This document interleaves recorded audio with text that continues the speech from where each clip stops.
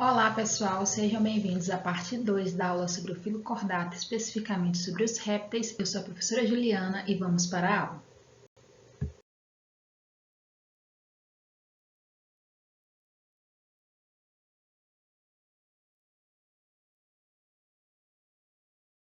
Iniciando a nossa aula falando sobre a diversidade de répteis, começamos com o grupo Textudinha ou Quelônia, que agrupa as tartarugas tanto marinhas quanto de água doce, os cágados de água doce e os jabutis terrestres. Podemos observar abaixo na primeira imagem uma tartaruga, na segunda imagem um cágado e na terceira imagem um jabuti.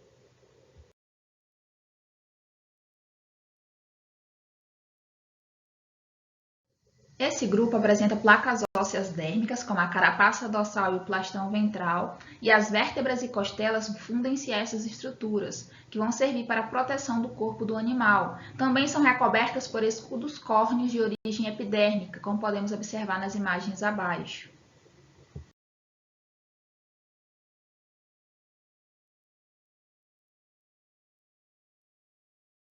Os representantes desse grupo não apresentam dentes, apenas lâminas córneas que são usadas para arrancar pedaços de alimento, como podemos observar abaixo. Todos os representantes também são ovíparos, ou seja, colocam ovos, como podemos observar também nas imagens abaixo.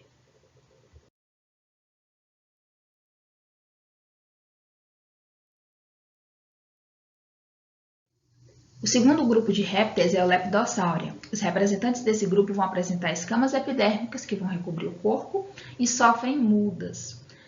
Dentro do Lepidosauria temos dois grupos, o Sphenodontia com as tuataras, como podemos observar na imagem, e o Squamata com lagartos, serpentes e anfisbenas, como podemos observar nas imagens também.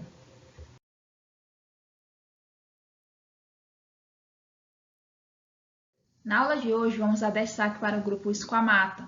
Os representantes desse grupo vão apresentar uma língua longa, com extremidade livre e bífida, que vai servir para detectar estímulos do meio. Dentro desse grupo, pessoal, temos subgrupos. O primeiro é os lacertílios, que são os lagartos, camaleões, iguanas, cobras de vidro e lagartixas, como podemos observar nas imagens abaixo.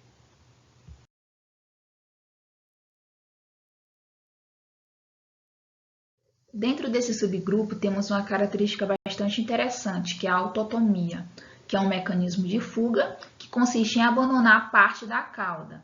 Claro que com o tempo acontece a regeneração dessa parte. Essa autotomia ela acontece nas lagartixas, em certos lagartos e iguanas.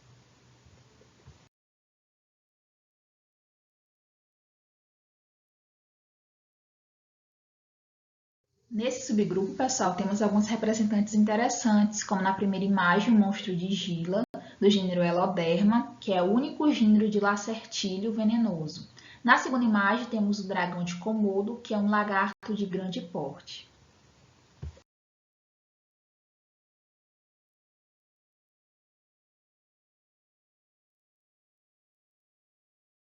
O segundo subgrupo são das anfisbenas, que são as cobras de duas cabeças. As principais características são: não apresentam pernas, vivem em galerias e cavam o solo, os olhos são ausentes ou reduzidos, como podemos observar na imagem abaixo.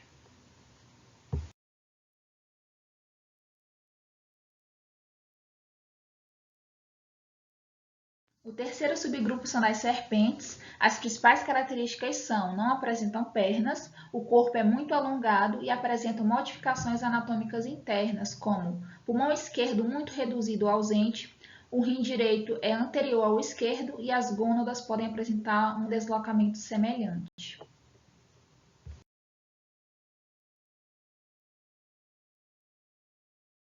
Além das modificações anatômicas internas, as serpentes apresentam especializações morfológicas, como a capacidade de abrir a boca em um ângulo de quase 180 graus, a ausência de fusão das maxilas na região mediana anterior, a capacidade de dilatação do corpo, a ausência do osso externo. Podemos observar na imagem, uma serpente atacando a sua presa.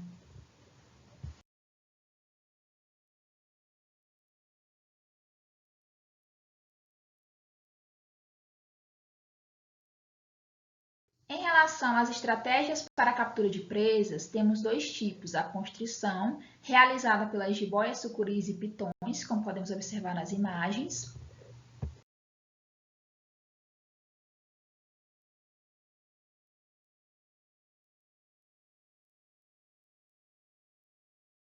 E o veneno? O veneno ele é produzido em glândulas especializadas que estão localizadas no maxilar superior e é introduzido no corpo da vítima. Podem estar associadas a dentes especiais ou não para a inoculação desse veneno. Há algumas categorias de dentição. Isso vai se basear na presença ou ausência de dentes inoculadores e, quando presentes, no tipo e na localização desses dentes.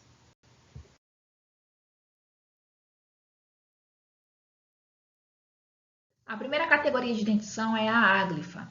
Nessa categoria, não há dentes inoculadores de veneno e os dentes são todos iguais. Ocorre nas jiboias e sucuris.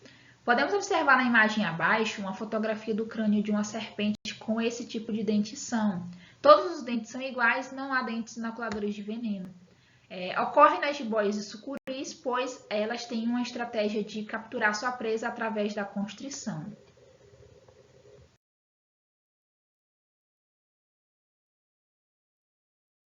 A segunda categoria de dentição é a proteróglifa. Nessa categoria, há dentes inoculadores de veneno. Nesses dentes vai haver um sulco por onde vai escorrer o veneno e estão localizados na região anterior da boca. Ocorre nas corais verdadeiras. Podemos observar na imagem abaixo a fotografia do crânio de uma serpente com esse tipo de dentição, em que podemos observar na região anterior o dente inoculador de veneno.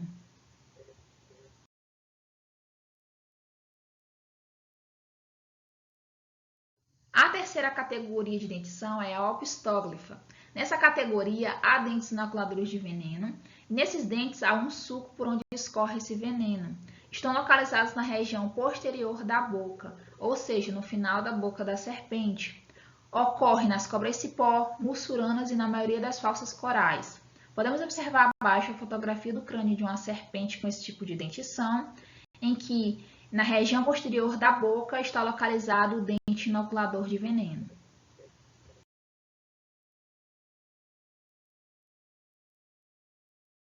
A quarta categoria de dentição é a solenóglifa. Nessa categoria, há dentes inoculadores de veneno. Esses dentes são grandes, anteriores e apresentam um canal interno por onde vai escorrer o veneno. Esses dentes também são móveis e vão se salientar quando a serpente abrir a boca. Ocorre nas cascavéis. Podemos observar na imagem abaixo a fotografia do crânio de uma serpente com esse tipo de dentição, em que na região anterior está localizado o dente inoculador de veneno.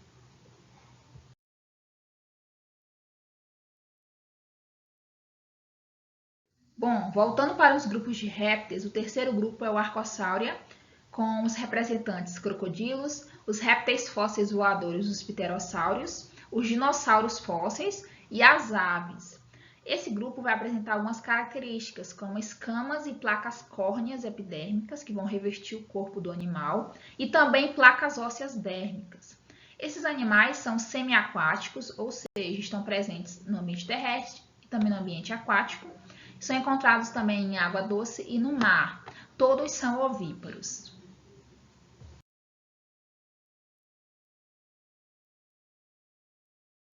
Dentro do grupo Archossauria, temos três grupos. O primeiro grupo é o dos crocodilos, que vão apresentar algumas características, como o focinho estreito.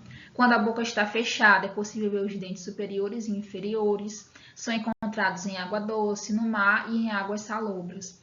Podemos observar na imagem abaixo um crocodilo.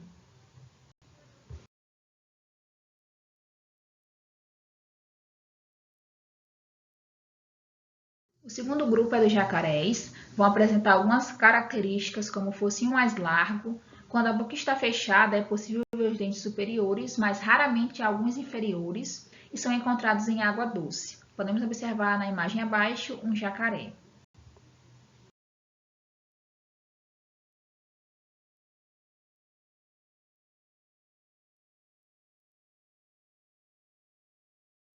O terceiro grupo são dos gaviais, vão apresentar algumas características como o focinho bem estreito e longo e são restritos aos rios da Índia. Podemos observar na imagem abaixo um gavial.